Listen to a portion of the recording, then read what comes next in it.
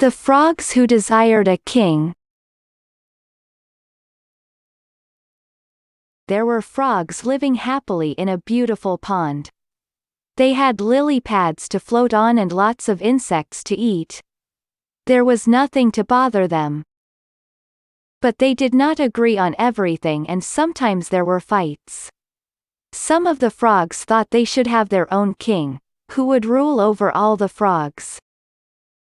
They believed a king would solve all their problems and there would be no more fighting. The frogs were excited and decided to ask the great god Zeus to send them a king. Zeus heard their request and threw a big log into the frogs' pond. There was a huge splash, which caused the calm waters to flow over the lily pads.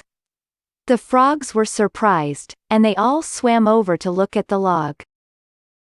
At first, frogs were afraid of the log. For a long time, the log didn't move at all. A frog climbed on the log. The other one laid on it. Nothing happened. This was not the king the frogs were expecting. The frogs were not happy.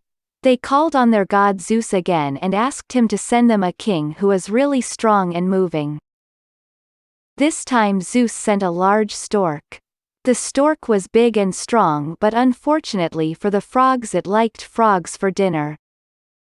The stork ate all the frogs up. Only then did the frogs regret not being happy with what they had, but it was too late. In terror, frogs called out to Zeus to save them. Zeus refused, saying the frogs now had what they'd wanted, and had to face the consequences. The lesson of the story is: be careful what you wish for.